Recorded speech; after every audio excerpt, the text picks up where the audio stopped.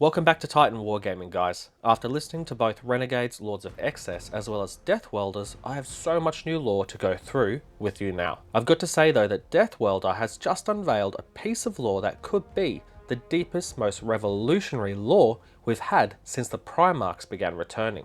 Whilst the other lore is going to have massive consequences not just for the factions directly involved, but the entire galaxy. This is your spoiler warning. The new Black Library novels Renegades, Lords of Excess and Death Welder are going to be discussed right now.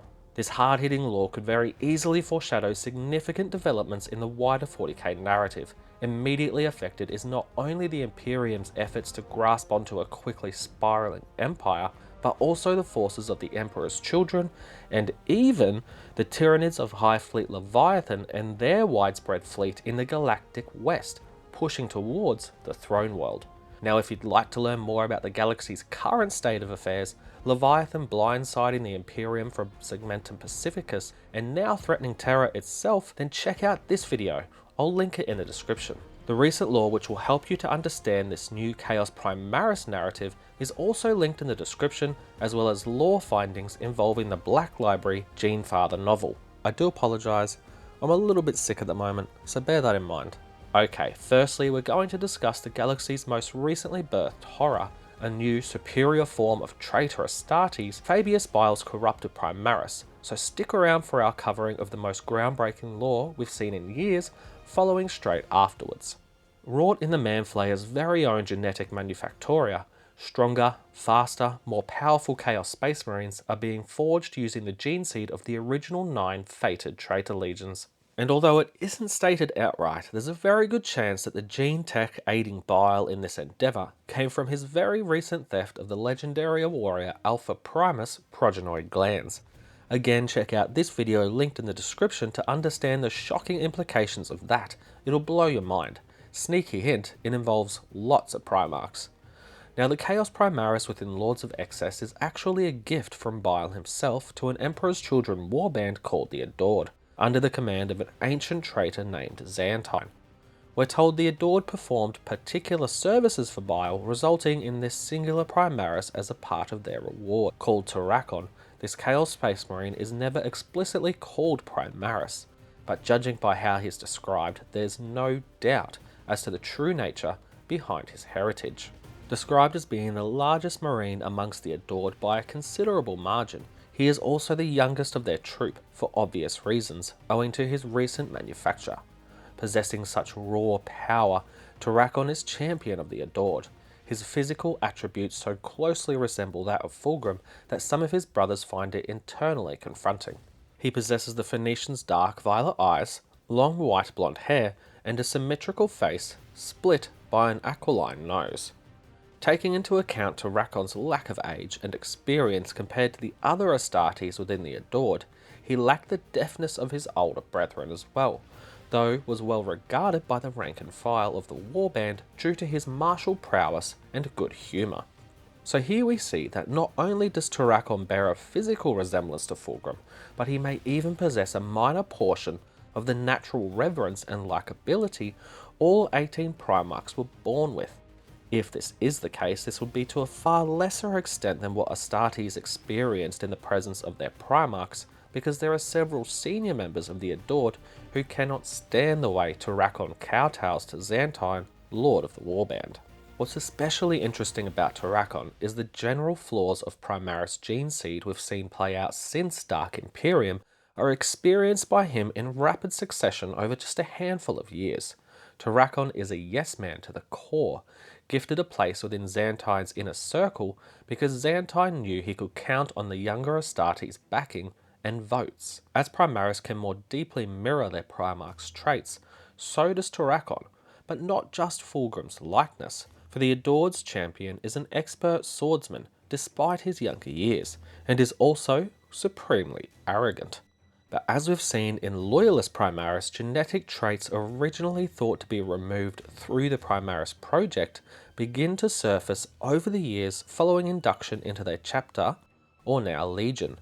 In Tyrakon's case, the young Astartes will become extremely jealous towards Dainton, his own aspirations causing him to usurp his lord's position and even warband.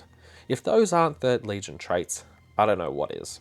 There is a video where you can learn far more regarding the possible origins of Tyrakon and his kind, as I mentioned earlier, though the addition of a Chaos Primaris, or their equivalent, could very well have vast implications for the galaxy's denizens, less inclined to chaos worship. We've actually already seen that Bile, after making off with Alpha Primus progenoid glands, was supposed to hand over the entire sample to Abaddon, whereas the Spider, scheming as he is, never intended to follow through on this agreement. But does this also mean that Abaddon the Despoiler already has the means to create his own Primaris, limited compared to Bile's, as it may be? Already half the galaxy is overseen by the Despoiler's forces. Could you imagine if the Black Legion was filled with Primaris? Whether that's new recruits or veterans of the Long War who crossed the Rubicon? There's a tremendous amount of people in the hobby who categorically do not want to see Games Workshop introduce Chaos Primaris, let alone models of them. But I'd love to know your opinion on the matter. The lore has been changing rapidly very recently, so it'll be fun to see whether people are keen for this potential change or not. Now, before we get into the lore implications of Death Welder, only 23% of our viewers are actually subscribed. If you don't know, we do cover all the new lore released by Black Library and Games Workshop, so if you'd be so kind to help our channel grow and in turn be alerted to new videos, subscribe, like and share.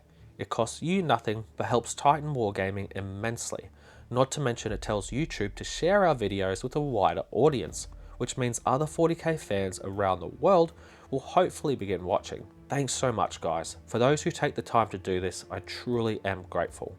Before we begin discussing the insane lore from Death Welder, a detailed dive into this Tyranid killing weapon, let's go over the remaining lore from the new Renegades book. Besides the debut of Chaos Primaris, there are a couple other interesting happenings. Firstly, the majority of Emperor's children within the Adored Warband wish to return to the territory surrounding the Eye of Terror, in an effort to link up with other 3rd Legion forces, greatly increasing their number.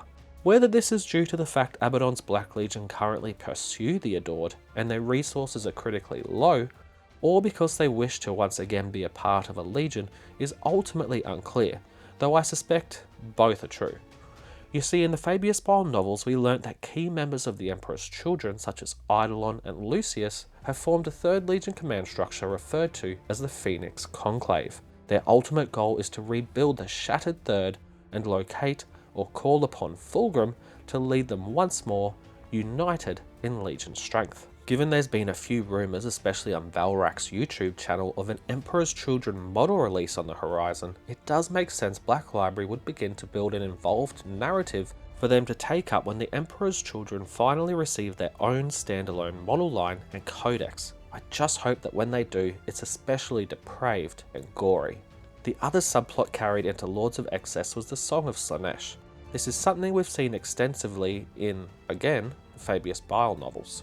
Chaos Space Marines who worship Slaanesh and become enraptured with the concept of becoming close as possible to their deity become Noise Marines, singularly obsessed with perfecting this tune, either acting as a conductor for their brother Noise Marines or one of the orchestra mouthpieces for the so-called music. Now this could just be a feature within the lore which perpetuated throughout various 40k novels to give more depth to a faction, but then again, it could be something more. We know that Fulgrim does not wish to leave the warp, content as he is pursuing unknowable pleasures in that wretched place. But what if perfecting the song is a part of what will bring, or call, the Phoenician to real space once more? Either way, I'm very eager to see Slaanesh lore extended beyond what it currently is. The Dark Prince has immense narrative potential, depraved as it is. Okay, the part you've been waiting for, the suspected Tyranid killing weapon and the lore revelation which quite possibly establishes the true origins of the human race in 40k. What's funny is this is mentioned as more of an aside, so it'll be interesting to see how many lore YouTubers notice this one.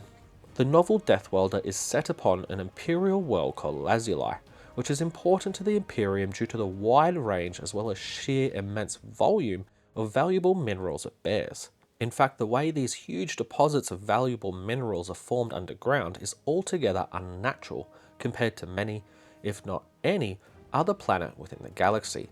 It is remarked early in the novel that it is as though the mineral veins within lazuli were crafted by man more than naturally occurring. Curious. With the planet's final surviving Militarum defenders almost wiped out, and lazuli itself being only a handful of days from total absorption by a hovering Leviathan hive fleet, there seems little need to maintain any Imperial presence upon the planet. Surviving merely out of spite in an attempt to drag as many Xenos with them into death is now the single objective of all remaining Astra Militarum forces upon the doomed planet. That is, until orders from Sector Command require a small, crack team to locate a secret Mechanicus facility, which inside is said to house Archaeotech weaponry. But this isn't just some experiment. It's said that this ancient relic has been successfully tested against Tyranid bioforms, wiping all the Xenos menace from existence within a particular range of the weapon. Now, on your main cast are a handful of grizzled veteran Catachans, one Cadian lieutenant, a somewhat human-like young Mechanicus agent, and a detained, disillusioned gene-stealer cultist, tiptoeing through battle zones which by this time more resemble a digestive system than they do the surface of an agri-world. You're in for a good read. And I've got to say, this novel is the most fun I've had listening to an audiobook since finishing Penitent quite some time ago. Needless to say, the group do make it to their ultimate destination, though, surprise, the weapon isn't what we thought it was. And this is where the origin of mankind comes into question. This Archaeotech is located deep underground, surrounded by an ancient facility crafted from black stone, otherwise known as Noctilith. This is, for those unaware, the same material the Necron race manufactured their galaxy-wide pylon network from. Now, it was discovered that the Magos biologists who had been testing this Archaeotech device down within the heart of this ancient Necron facility had been doing so on Tyranid as well as human specimens. In his initial tests, the ones he reported the results for to High Command, before going radio silent, this device did eliminate Tyranid specimens completely within a particular radius of the machine. But unfortunately for our brave band of survivors, upon locating the so-called weapon, the Magos as well as several human subjects were found among the Tyranid dead, all within proximity of the weapon. The young Magos present established that the Tyranid species perished quite some time prior to the human life forms, but not only that, the Archaeotech was not built to be a weapon. It was in fact a world-building engine. This perfectly explains the oddly efficient formed veins of rare minerals upon lazuli. The Magos also determines that obviously the device is not just calibrated to target Tyranid bioforms, but once activated to begin its terraforming process, begins to utilize the matter surrounding the engine to do so, starting with the life force most removed from the form of life it is created to support. And that, ladies, gentlemen, and Xenos of all ages, is the clinch point which may in fact allude to mankind being created, or at least catered to, by the Necron race. But, and there is a big but, there are a number of variables which do need to be considered.